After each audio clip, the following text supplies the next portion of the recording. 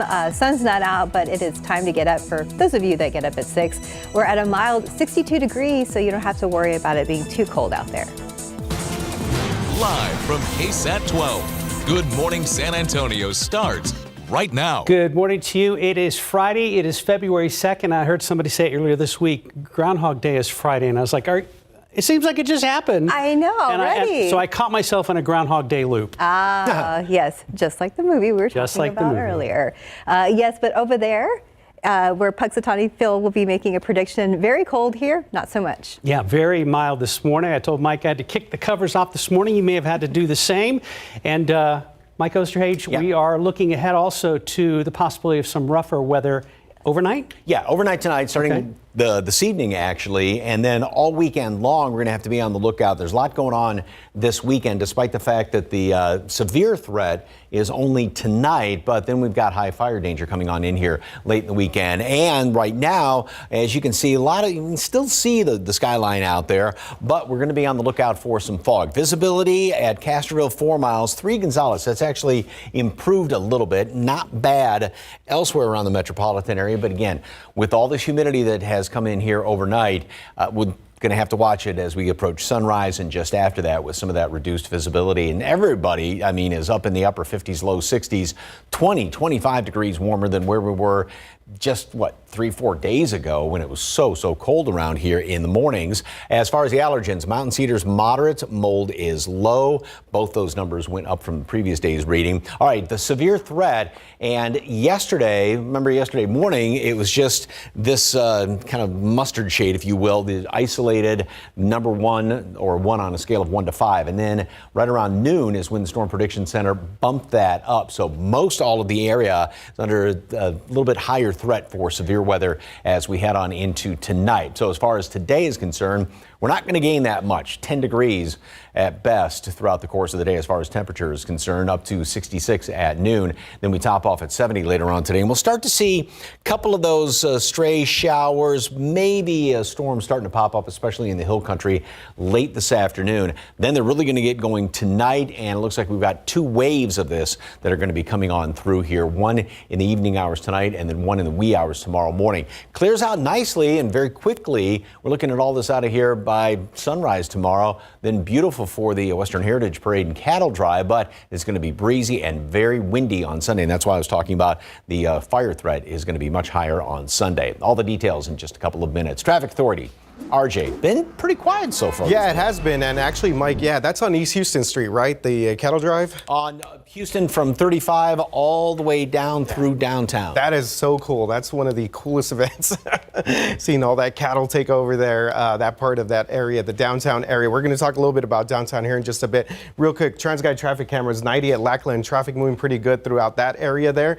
And then 410 Blanca Road, same situation there as well. So we have cleared out all this overnight construction that we saw 281 up in this area by Live Oak, so that is all good to go. Do want to mention, because we were talking a little bit about the downtown area, I noticed this the other day when I was driving home. I live around the Southtown area, but the South Alamo exit has reopened.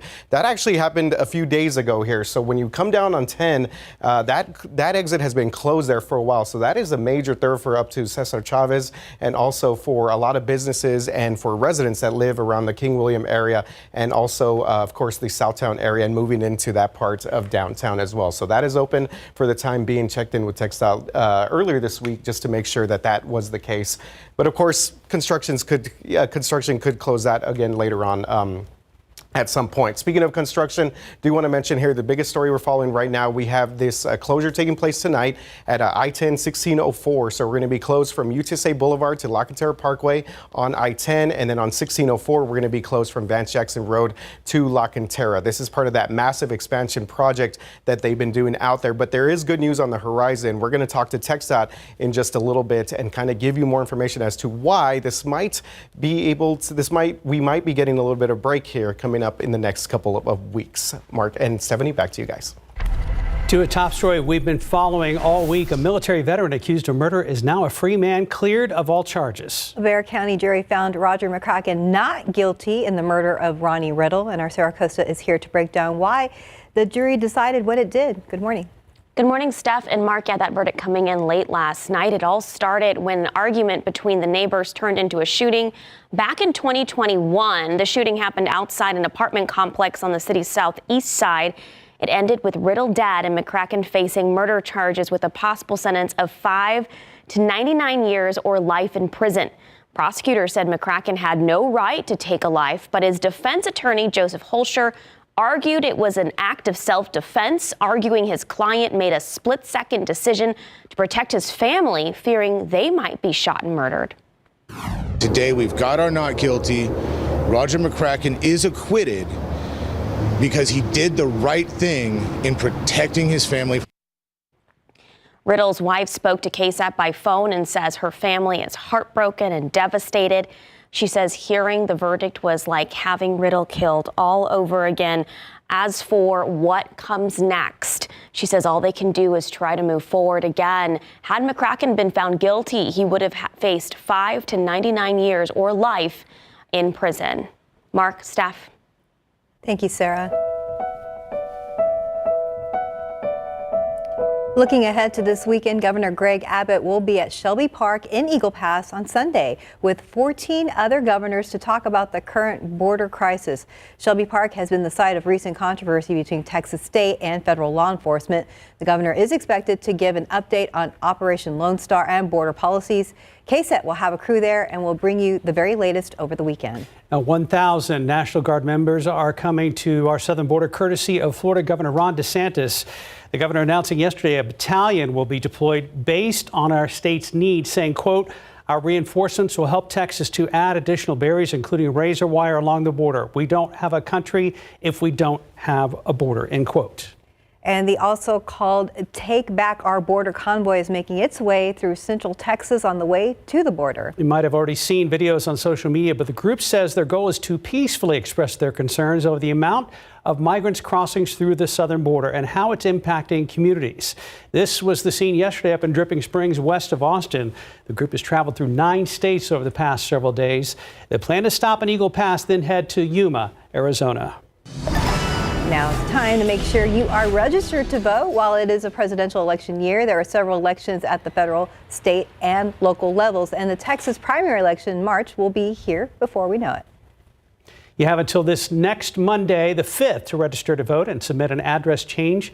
You can check your status or verify information on the Texas Secretary of State's website. Early voting begins at the end of the month, and Election Day is March 5th. Before we go to break, rodeo season is here. Don't forget, a scene from the Old West will be recreated downtown this weekend. So join us tomorrow morning for the annual Western Heritage Parade and Cattle Drive. You can line the parade route and watch as bands, carriages, horses, and those famous Texas Longhorn cattle make their way down Houston Street. The parade is set to begin at 11 a.m. tomorrow morning, and if you can't be there in person, you can watch the procession on all of our platforms on KSAT 12, KSAT Plus, YouTube, and on KSAT.com. You might see a guy that looks suspiciously like our Mike Osterhage out there as well. Yes, but he'll be wearing his Western vest. That's right. 6:08, 62 degrees on your Friday. Well, still to come, the Spurs and newly crowned Rookie of the Month, Victor Wembanyama, are looking to get back in the win column before the rodeo road trip. A look at their matchups this weekend. Very mild for February 2nd on this Friday morning. Outside with live cam, morning clouds, maybe some drizzle and fog as well.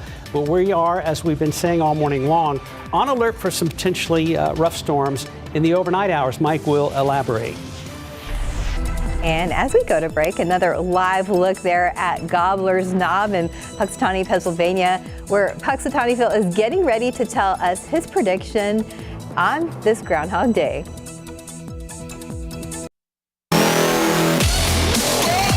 Time for a look at morning sports. After winning 2 straight on a back-to-back, the Spurs have dropped their last 2 at home, including Wednesday night with Orlando. Spurs clawed their way back into the game from down 25, but couldn't maintain the same energy at the end. Devin Vassell dropped a game-high 26 points in the loss, while Wemby added 21. Jeremy Sohan notched a double-double. But until the Spurs take better care of the ball, it's going to be hard to stay in the win column. Big shout out to Blake Wesley for bringing that energy, getting back-to-back steals. Just kind of bringing that energy for us to kind of get back into that fourth quarter. We got to play better in that third quarter. Too many turnovers. dry possessions and just had them basically doing layup lines. And it's tough to come back in the fourth quarter down 20. We did a great job, obviously, cutting that lead back down and, making it a game. But, we kind of shot ourselves in the foot with that one. So looking ahead, Spurs back on the court tonight against the Pelicans. Tip-off 7 o'clock over at Frostbank Center. They'll play the Cavaliers tomorrow night at home. Tip-off for that game is 7:30.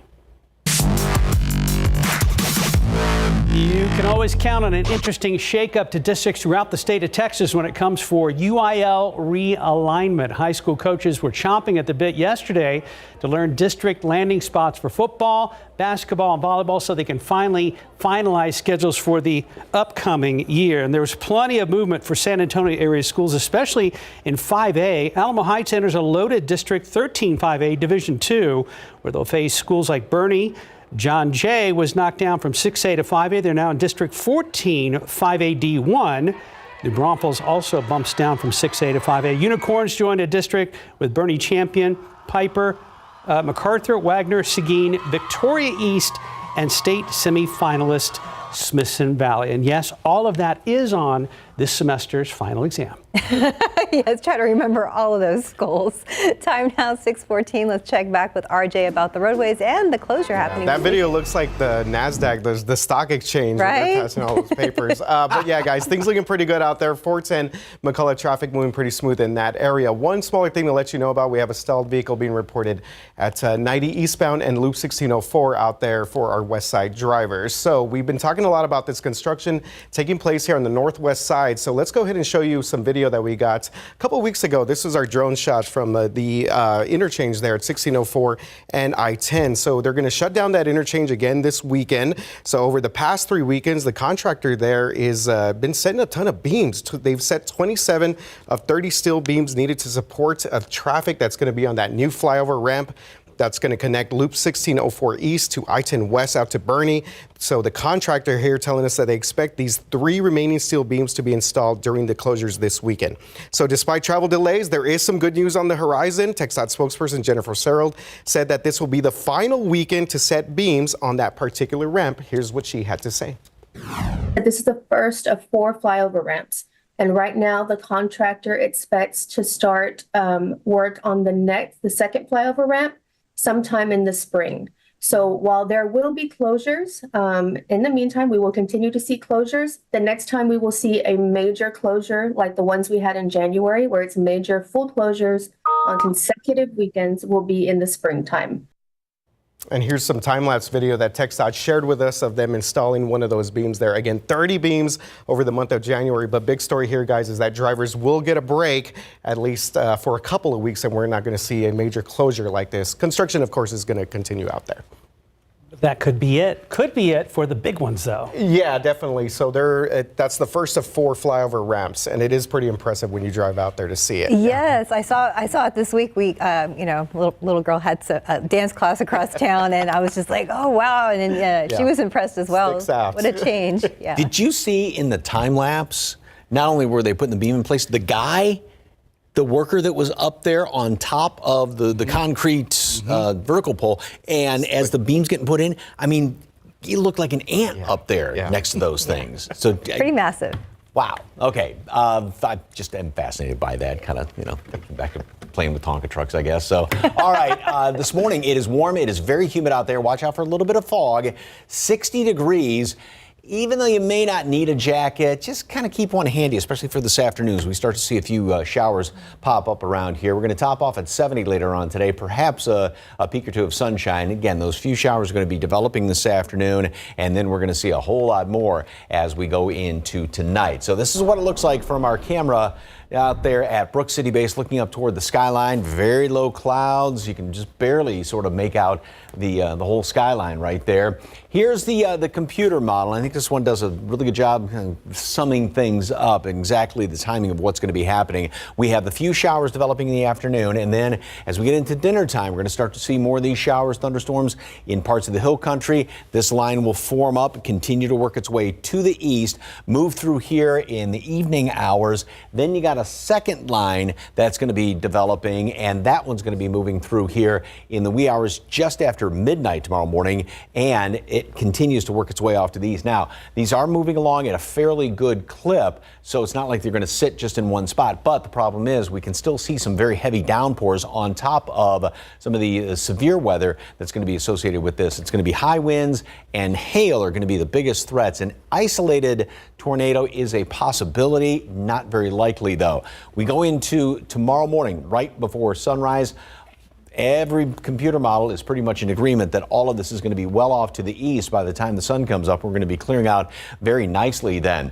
The Storm Prediction Center yesterday upped the threat to a level 2 on a scale of 1 to 5 for pretty much all of the area, this brighter shade of yellow. So again, like I said, it's going to be high winds and hail the biggest threats, and the isolated tornado is a possibility. Rainfall, the majority is going to be well off to the east, but we'll still see, I mean, you look at the scale, a quick inch and a half of rain is definitely going to be possible, and a lot of that's going to be coming down all in one fell swoop. So flooding is also a very small potential later on tonight and early tomorrow morning. We will get that drier air moving on in here, so it's going to be comfortable this weekend, but it is also going to be very windy. So the combination of that dry air and also the windy conditions means the fire danger is going to be very high as we go into especially tomorrow, but especially on Sunday. So here's what's going on. We've got this low coming in here from the west, and as you can see, this is sort of, as we call it, a negative tilt. It's sort of tilted, this trough is tilted back to the west. These are ones that like to produce potentially severe storms. So as this approaches, and this is going to help to produce like I said, the severe weather tonight. Then that low, which is just up to the north of us, is going to then help to push all that out of here very quickly. We get the front coming in behind it, or sort of a wind shift line, if you will, and that's what pulls in the drier air, and that's what's going to provide for a great looking weekend. But again, the very, very windy conditions on Sunday. We get somewhat of a ridge building next week, and so that's going to be some milder temperatures. Will eventually get back up to right around 70 for high temperatures as we head in toward the mid portion of the week. Another big trough is going to develop there. More moisture comes back in here, so the clouds are definitely going to be on the increase as we go into the latter part of the week. And also, right now, it's looking like there is a rain chance by late next week, and then going into next weekend, at least the first part of next weekend. But as far as this weekend is concerned, watch out for fog this morning, and then good chance for storms tonight, and some will be on the strong, severe side as well as overnight. Gets out of here pretty quickly. 72 tomorrow, 69 Sunday. Very windy, especially on Sunday. Good looking, more clouds move in here then by the start of rodeo on Thursday. But again, keep your weather app handy. Of course, Adam's going to be here tonight. Sarah's going to be here tomorrow morning to keep you informed on everything. Well, at least it'll be okay by the time. Yeah, by the time Western Heritage Parade starts, you know, it's going to be wet overnight, but everything's going to clear out quite nicely for that. But yeah, just watch it tonight. Take everything, you know, put it inside. Put your car in the garage if you can. All right. Thank you, Mike. Okay, we want to go live to Punxsutawney, Pennsylvania, and we are told that we may have timed this just right. Let's go live.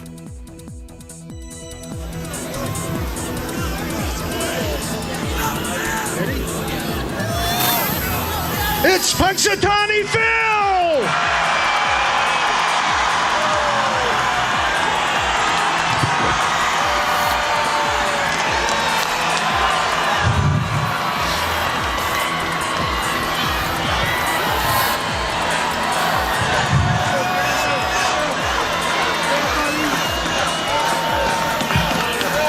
Gentlemen, gather round.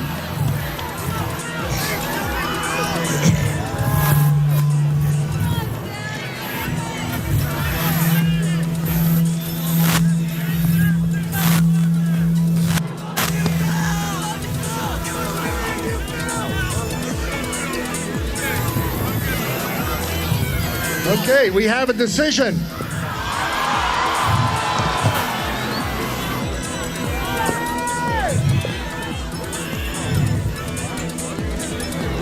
A prediction has been made, Mr. President.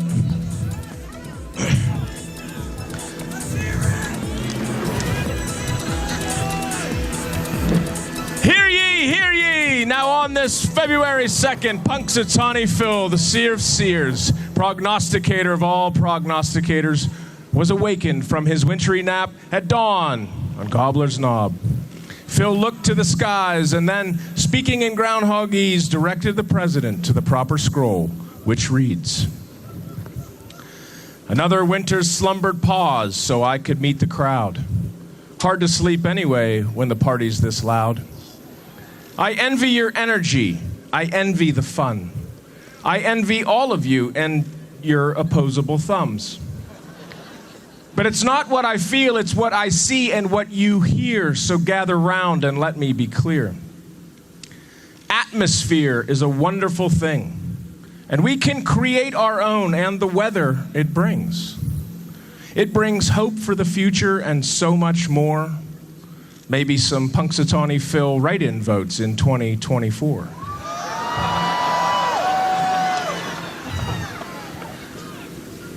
But what this weather did not provide is a shadow or reason to hide. Glad tidings on this Groundhog Day. An early spring is on the way. Fantastic. Yeah. And we did time that just right now. That's so the verdict awesome. Just in from Punxsutawney Phil. That's right. We're getting an early spring, and there Phil is looking very proud of his prediction there. He is a majestic rodent, if that's the family they're in, right? Yes, there is. All right, we're going to go to break. We'll be right back. In this morning's GMA First Look, meet the luckiest teachers in America. I won! 30 current and former educators and staff from R.A. Jones Middle School pooling their money together, playing the same set of Powerball numbers for about 4 years. Being a math teacher, I wanted a nice number, so maybe it was 27, and I recruited 3 more. And then, the moment none of them ever expected. And I called one of the people in the group, and I said, check this for me, you know, you just can't believe it. That's right. They suddenly had a winning ticket for $1 million. We're all educators, so none of us took the next day off. So where did they hide the ticket? And what's next for the new Millionaire Crew? It's all coming up at 7 a.m. With your GMA First Look, I'm DeMarco Morgan, ABC News, New York. Welcome back. It is 6:31. Now, a local motel has become a crime scene. San Antonio police have roped off the entire building of the Quality Inn and Suites near I-10 and UTSA Boulevard. Katrina Weber just arrived out there at the scene. Katrina, what can you tell us so far? Well, this is all unfolding, but what we've been told so far is that there was a cutting or stabbing here and a victim who went to the hospital. But right now, as Stephanie mentioned, this whole thing is a crime scene. And we did hear police say that they have a crime scene throughout this entire hotel. They do have crime scene tape stretched all around all sides of the building. You can see officers here trying to investigate and see what they can find out about what happened. Now, we were told that there is a supervisor on the way and that he could give us some more details about exactly what happened here this morning. But this all unfolding within the last 45 minutes or so, and we rushed right over here from our other location. But right now, not a whole lot of details. We, again, have been told that this is the scene of a cutting with a person who has gone to the hospital with injuries. Reporting live on the Northwest Side, Katrina Weber, KSAT 12 News. Thank you, Katrina. Well, good morning. Happy Friday. It is February 2nd, Groundhog Day. It is Groundhog Day. If you're just now tuning in, we just watched all that play out in Gobbler's Knob in Punxsutawney, Pennsylvania. Mike Osterhage is here. Do you concur with Phil's forecast?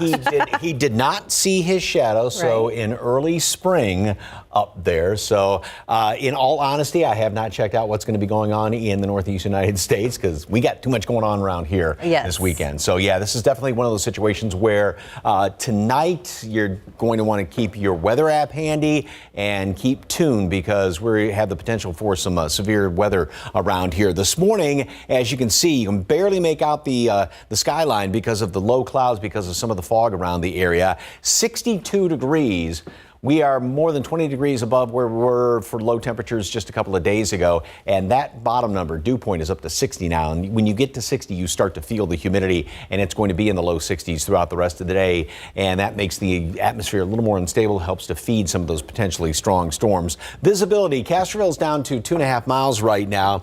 Gonzales is at 3. It was down about a half mile just a couple of hours ago. So it didn't have anything too thick. Some going out I-10, but we'll have to be on the lookout for this because a lot of times, of course, the fog does get thicker as we approach sunrise. It is very thick out here in Eagle Pass, Pea Soup, and that's going to be sticking around for a while as well. And then some off to the east. LaGrange, 1.5 miles visibility. Everybody is way, way above normal, closer to the normal high temperature, which is 65 here in town. As far as allergens, Mountain Cedar is moderate, mold is light. Updated count's going to come out later on this morning. So morning fog and then a few showers, a couple of storms this afternoon. We'll hit 70, so we're not going to gain all that much, although we will be 5 degrees above normal. Then tonight, storms. Some of those are going to be potentially severe. High winds and hail are the biggest threats with that. And also, we're going to see some heavy downpours around the area.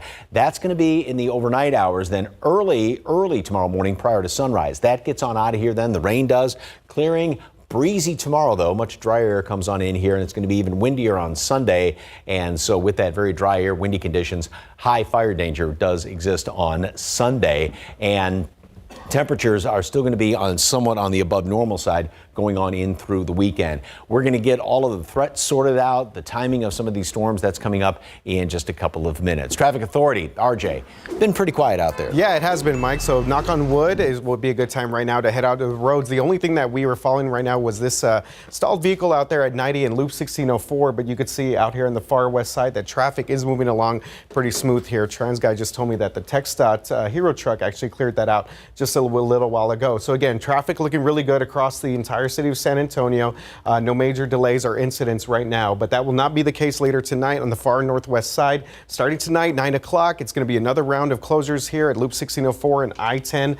If you're going on I-10, just keep in mind UTSA Boulevard to La Cantera is going to be closed, and if you're going to be headed on Vance Jackson, keep in mind that east and westbound here from Vance Jackson all the way to La Cantera Parkway on the 1604 side will be closed there as well. So again, this closure expected to take place tonight, 9 p.m. through 5 a.m. Monday as they install the final beams for that first flyover ramp that's going to connect I-1604 east to I-10 west to Bernie. So just keep that in mind if you are headed out there this weekend. Mark and Stephanie, back to you guys. Thank you, RJ. Well, staffing and funding issues are what caused a local 10-year-old coding boot camp to close its doors abruptly after Christmas.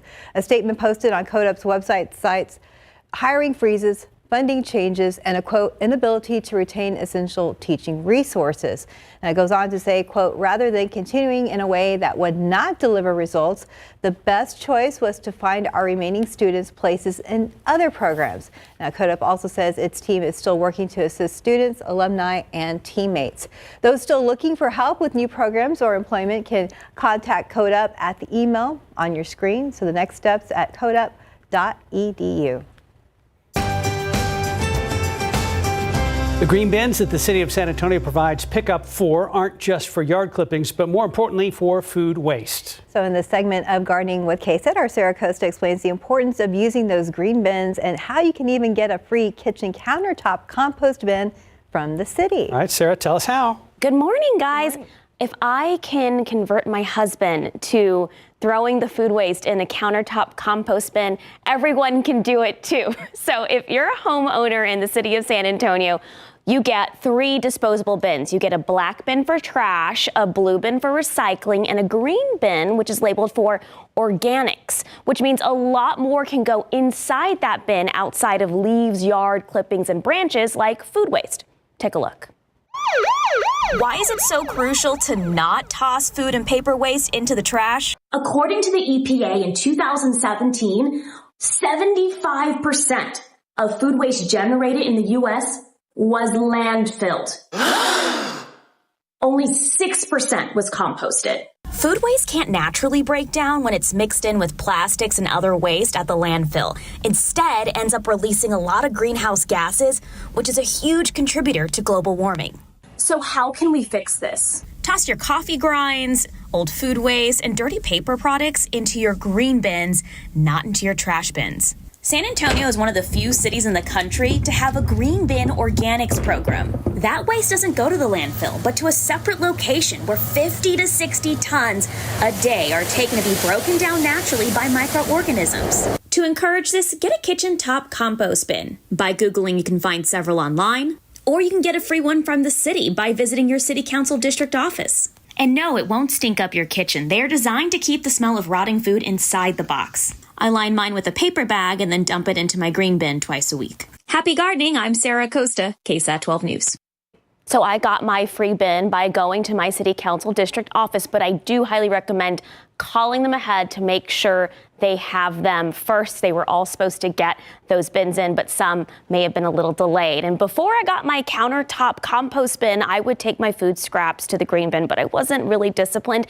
Now my household trash bags have gone down from 3 to 4 bags a week to about 1.5. So big difference. Mark and Steph. That is a big difference. We'll try that out, Sarah. Thank you. Thank you, Sarah. 6:39, 62 degrees. And just ahead, a heartfelt moment between a San Antonio mother and the blood donor and first responders who saved her life. Why she's calling her experience a gift. Warm morning out there. Potential storms tonight with some problems that could come along with those strong to severe storms. Mike will fill us in. This is a nice story for GMSA. This morning, a heartfelt moment for a San Antonio mother who finally met the blood donor and the first responders who saved her life. As our Avery Everett explains, she received the life-saving blood transfusion after a medical emergency. You're saving people's families, you're saving people's lives, and they really matter. For a mother of 4, every moment counts. It's a gift. And Jennifer Brudnicki says she wouldn't be here without the help of whole blood. I started hemorrhaging immediately, and I did not stop until I went to the hospital. After suffering a miscarriage in 2022, Brudnicki had to call 911. She was met by these 2 San Antonio Fire Department first responders, and they gave her an immediate transfusion of whole blood. As soon as it came, I remember everything becoming a lot clearer. Whole blood helps to treat severe blood loss before a patient arrives to the hospital. It's stocked on San Antonio EMS units, like this one, but it comes from people like George King. He donated the blood that saved Brudnicki. Meeting for the first time Thursday, this is a heartfelt hug after what could have been a heartbreaking story. 87 years and I have never felt like this ever. Brudnicki is among thousands of whole blood recipients in South Central Texas and among thousands who have survived because of it. Now she's hoping her story will help shed awareness on the importance of donating. It's not just something that gets put back in a fridge forever and gets forgotten about. This is a need that just keeps giving. This comes at a time where blood donations are already critically low.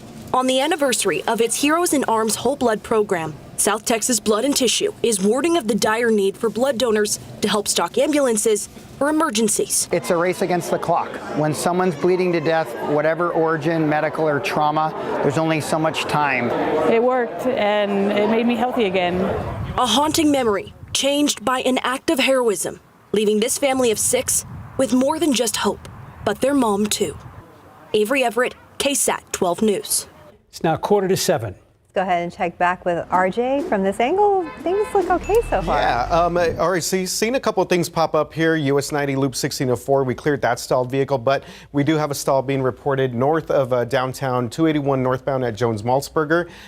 That's around the Quarry area, so just keep that one in mind if you're headed up 281 at the moment. Taking a look at the rest of the city, we have a crash that just popped up on our maps in the downtown area. That's going to be 35 northbound at Cesar Chavez, causing a little bit of delays in that area in the for our drivers in downtown. And of course, the biggest thing that we're following throughout the entire weekend here, this big weekend closure, I-10, 1604, both directions, both highways going to be shut down as they continue to work on the flyover ramp that's connecting 1604 East to I-10 West.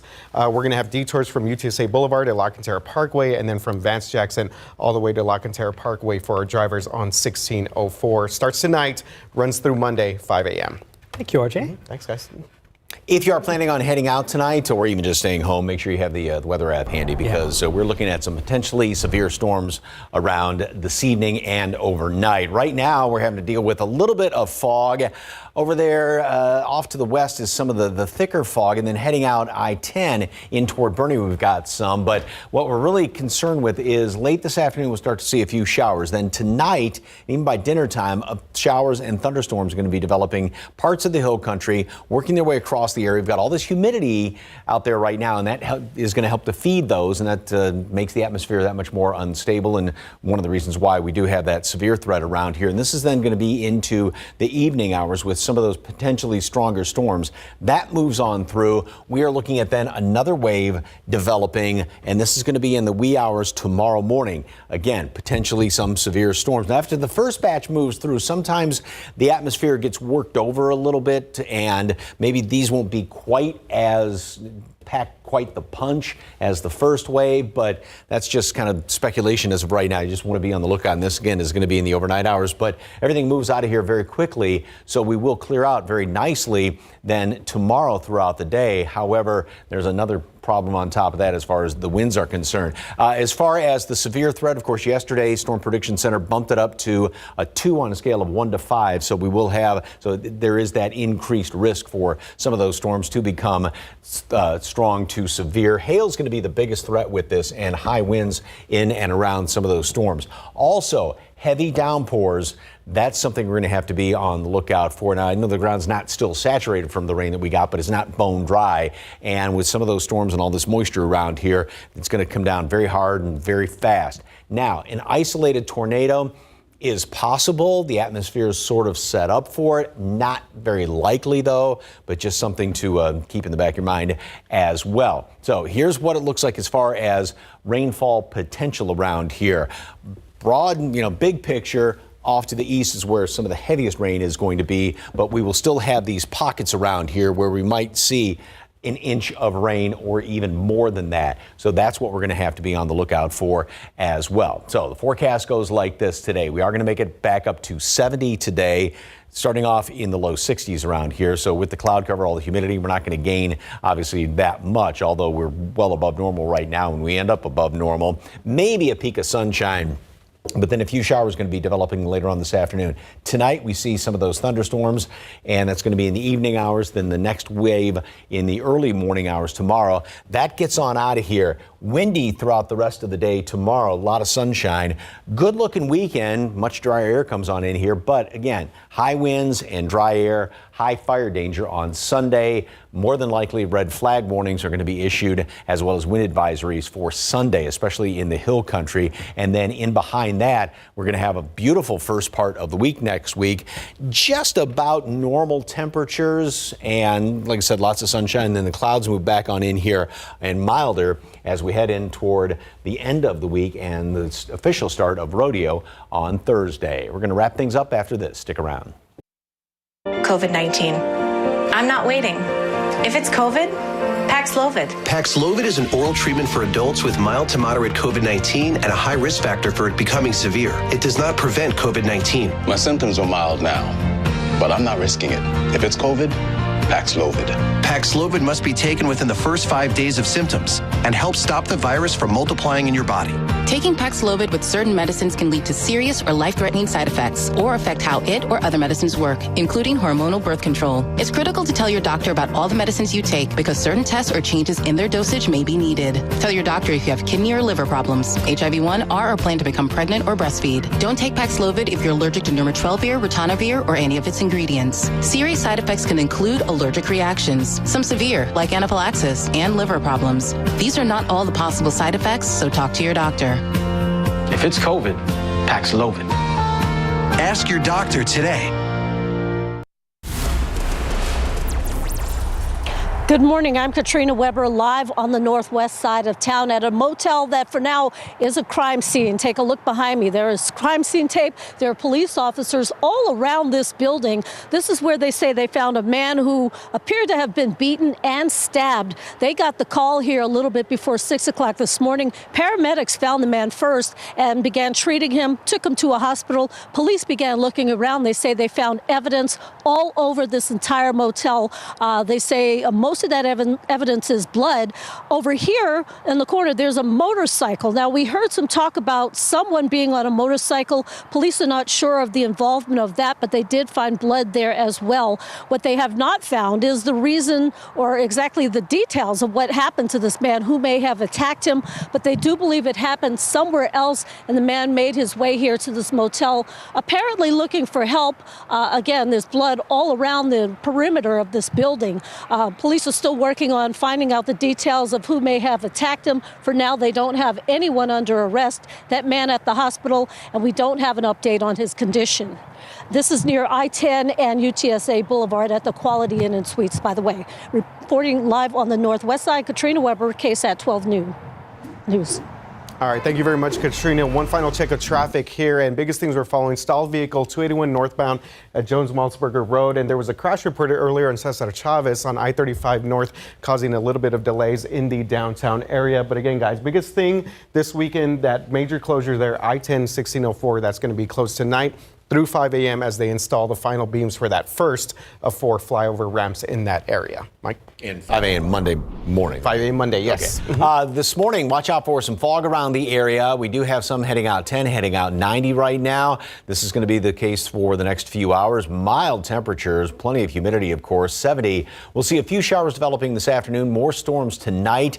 Some of those are going to be on the strong, severe side. High winds and hail are going to be the biggest threats with that. We'll have some this evening, and then another kind of a line of storms coming through in the wee hours tomorrow morning. Then things are going to be clearing out very nicely, although it is going to be windy tomorrow and very windy on Sunday. So the high fire danger will exist on Sunday around here. But the nice thing is, it looks like all the rain is going to be getting out of here by the time for the Western Heritage Parade and Cattle Drive. But seriously, keep your weather app handy tonight as things potentially get kind of dicey around here. So we'll keep you informed. We'll be careful tonight, but have fun tomorrow with the Western Heritage always Parade. great time seeing all the folks out. Break a leg out there. Yeah. And have a good weekend, guys. See you back here at 9.